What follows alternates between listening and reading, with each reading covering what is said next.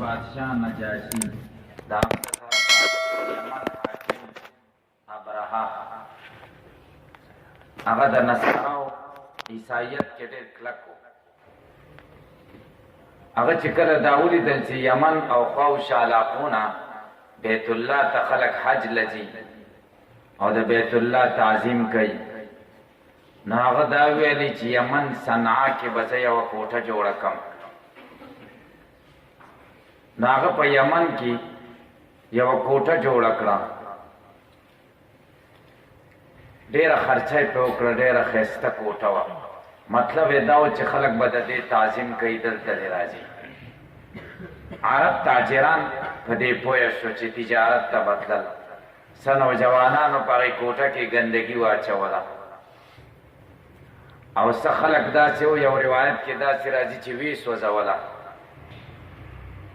دی چې پوه شو چې دا خو عربو کړې ده او د دې وجې نه کړې ده چې دا د کعبې په مقابله کې جوړه شوې ده، یو لوی لښکر یې تیار کړ، حاتیان ورسره و.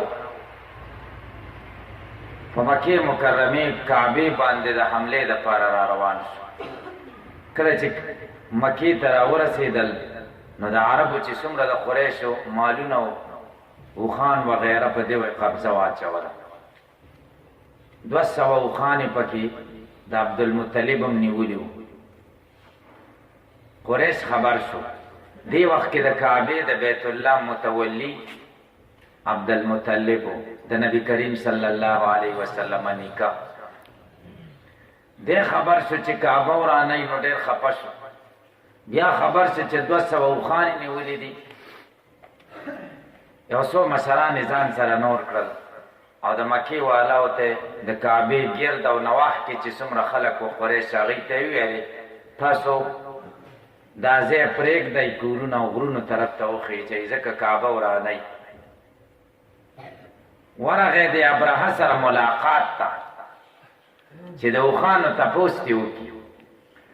دی خو ډېر حسین او جمیل سړی و او ډېر باروبه شخصیت و. ابرهه چې دی ولیده نو راکوز شو ورته د خپلې کرسۍ نه، دی کېنه او هغه لاندې کېناست.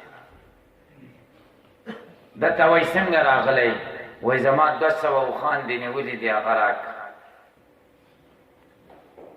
ابرهه ورته وایي زما خو په تا ډېر ښه ګمان و چې ته خو ډېر لوی سړی، ته خو د قریشو سردار یې، زه ستا د پلار نیکه کعبه ورانومه چې د هغوی مذهبي ځای دی او ته ایله زما نه اوښان غواړې. عبدالمطلب ورته وایي انا رب الابل، زه د اوښانو خاوند یمه، وللبیت رب سیمنعه، او د کعبې رب شته دی، تا نه به بچه کړي. بس هغه اوښان ورکړه او دی را روان شو. بس د کعبې خوا ته چې څومره کورونه و هغوی ته اعلان وکړه چې وځئ کعبه ورانئ، او یو څو کسان یې ځان سره نور ملګري کړل او کعبې ته ورغی او د کعبې غلافونه یې راونیول او ژړا کوي، خدای ته سوالونه کوي چې خدایه بنده خو د خپل کور حفاظت کوي چې څوک یې کور رانئ، تم د خپل کور حفاظت وکړه، او دا صلیب والا به څنګه ستا په کور باندې قابض کېږي او دا به ورانئ. او په ژړا فریاد کې روان شو چې اوس به راځي او رانئ به، د دې مقابله څوک کوي. چې دی د کعبې نه روان شو ډېر ناامید د زړونو سره، بره چې وکتل څه مرغان یې ناشنا ولیدل. هغه مرغانو سره وړې وړې ګټکې وي او بس په دې پیل والا دې لښکر باندې به یو یو مرغه یوه یوه وړه وړه ګټکه را خلاصوله، په دې سر به یې ننوتله او د دې منځ نه به یې ووتله، دوه حصې ته به یې تقسیم کړه. نو ټول د پیل والا چې څومره لښکر و ټول یې ټوټه ټوټه کړ، ټول ختم شو. الله جل شانه د خپل کور د بیت الله حفاظت وکړ. نو په دې دا واقع د محرم په میاشت کې وشوه او نبی کریم صلی الله علیه وسلم ربیع الاول په میاشت کې پیدا شو. نو ځکه موږ دا وایو چې د نبی کریم صلی الله علیه وسلم پیدایش په عام الفیل کې شوی دی. د فیل د واقع نه 50 ورځې یا 55 ورځې وروسته نبی کریم صلی الله علیه وسلم پیدا شوی. علامه سهیلی رحمه الله وی 50 ورځې وروسته د پیل د واقعې نه نبی کریم صلی الله علیه وسلم پیدا شوی. او لوی محدث علامه دمیاطی رحمه الله وی نه 50 ورځې وروسته د پیل د واقعې نه نبی کریم صلی الله علیه وسلم وروسته پیدا شوی. خد نبی کریم صلی الله علیه وسلم پیدایش څنګه و په هغې وخت کې عجایبات عجیبه واقعې څه پیښې شوي دي. د نبی کریم صلی الله علیه وسلم پیدایش په 8 د ربیع الاول د پیر په ورځ او د اپریل میاشت وه 570 عیسوي کالو نبی کریم صلی الله علیه وسلم دنیا ته تشریف راوړو.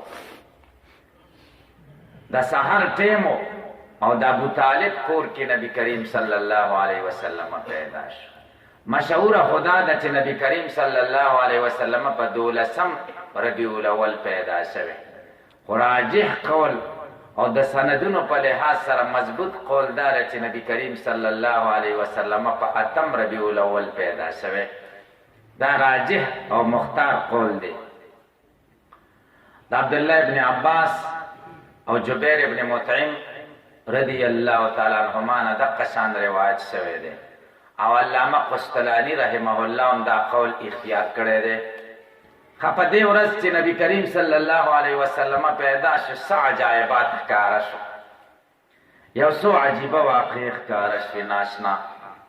یوه دا د عثمان ابن ابي العاص رضی الله تعالی عنه فرمایي چې زما والده فاطمه بنت عبدالله وی چې په دې وخت کې چې نبی کریم صلی الله علیه وسلم پیدا کېده زه د بیبي آمینې سره موجوده وم.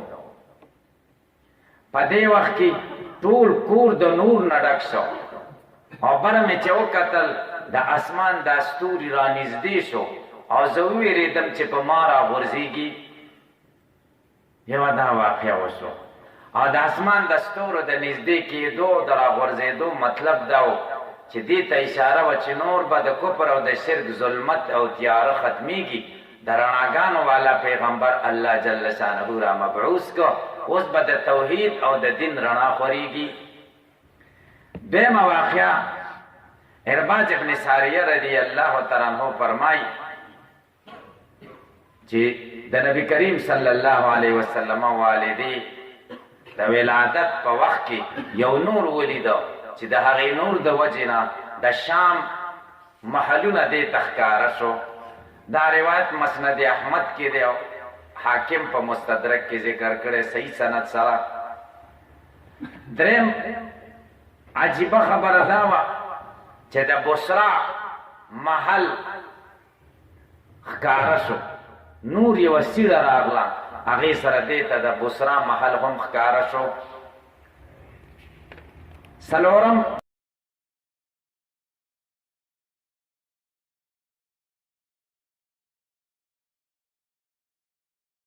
چې دې وخت یوه بله واقعه سوې وه هغه دا ده چې یو یهودي د تجارت په غرض مکه مکرمه کې اوسېده.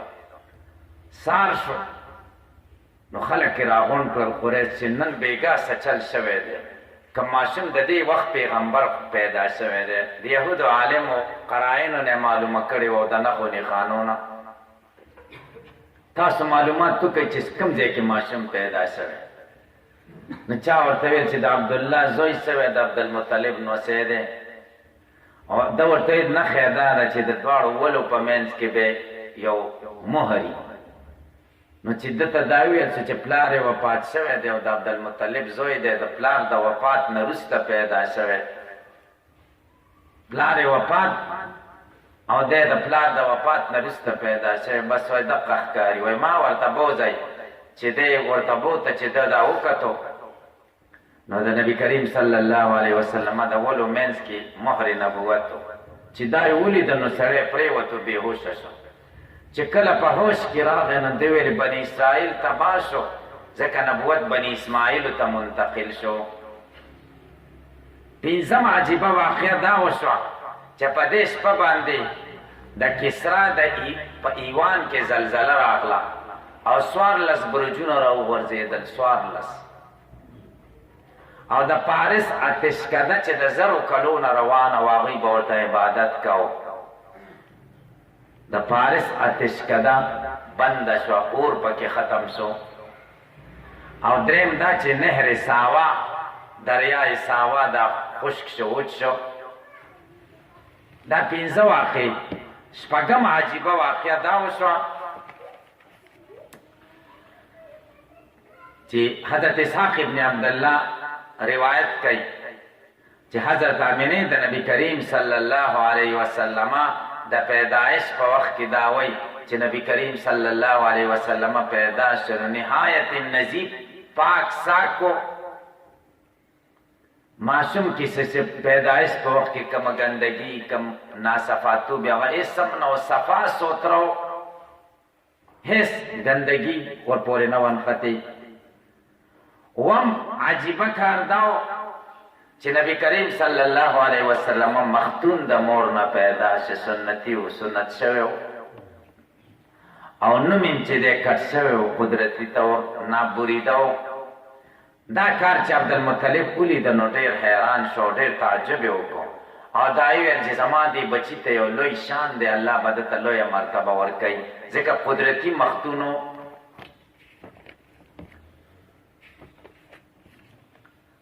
اوس عبدالمطلب په دې سوچ کې شه چې دې ته د پیو ورکولو بندوبست وشي.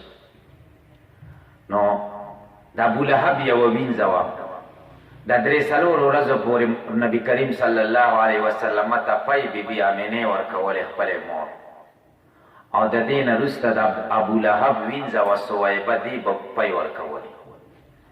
سویبه چې نبی کریم صلی الله علیه وسلم پیدا شو، نو ابولهب ته زیری ورولو چې وراره دې پیدا شه. ابولهب ورته ویل زه ته ازاده یې په دې خوشحالۍ کې. سویبه یې ازاده کړه. نو سویبه نبی کریم صلی الله علیه وسلم ته هم پی ورکړي دي، او حضرت حمزه رضی الله تعالی عنہ ته هم پی ورکړي دي، او ابو سلمه رضی الله تعالی عنہ دې دروانو ته پی ورکړي دي. صحیح بخاری شریف کې روایت ده او په دې نورو کتابونو کې چې نبی کریم صلی الله علیه وسلم به د سویبه ډېر احترام او اکرام کاوه. د حضرت خدیجه سره چې نبی کریم صلی الله علیه وسلم کله نکاح وکړه، نو سویبه د نبی علیہ السلام خدمت کې حاضر شوه. نبی علیہ السلام ډېر اکرام وکړو. نبی کریم صلی الله علیه وسلم چې مدینه منورې ته هجرت وکړ، سویبې ته به تحائف تحفې رالیږلې او د هغې تپوس به یې کو. کله چې مکه فتح شوه، نبی کریم صلی الله علیه وسلم د سویبې او د هغه د زوی مسروح تپوس وکړو چې به چېرته یې، چا ورته ویل هغه دلته نشته، وفات شوې ده. و که خپلوان رشتہ داران یې څوک چې زه ورسره مدد وکړم، و هېڅوک هم نشته. نبی کریم صلی الله علیه وسلم خفه شو. نو د نبی کریم صلی الله علیه وسلم په خوشحالۍ کې سویبه ابولهب خوشې کړې وه. علامه سحیلی فرمایي او حافظ ابن حجر فتح الباری کې دا واقعه نقل کړې ده چې حضرت عباس رضی الله تعالی عنہ ابولهب یو ځل په خوب کې ولیده. ورته وایي څه چل در سره وشو؟ او ورته ډېر بد حال کې یم، هېڅ راحت مې نه دی لیدلی، خو دومره کار دی چې د پیر په ورځ باندې عذاب کې لږ تخفیف راځي، ځکه نبی کریم صلی الله علیه وسلم باندې مې خوشحالۍ اظهار کړی. فتح الباری کې حافظ ابن حجر دا واقعه ذکر کړی ده. او یو روایت کې داسې راځي چې د سویبې د خوشي کولو د وجې نه ما ته د یوې ګوتې عمره اوبه راکول کېږي.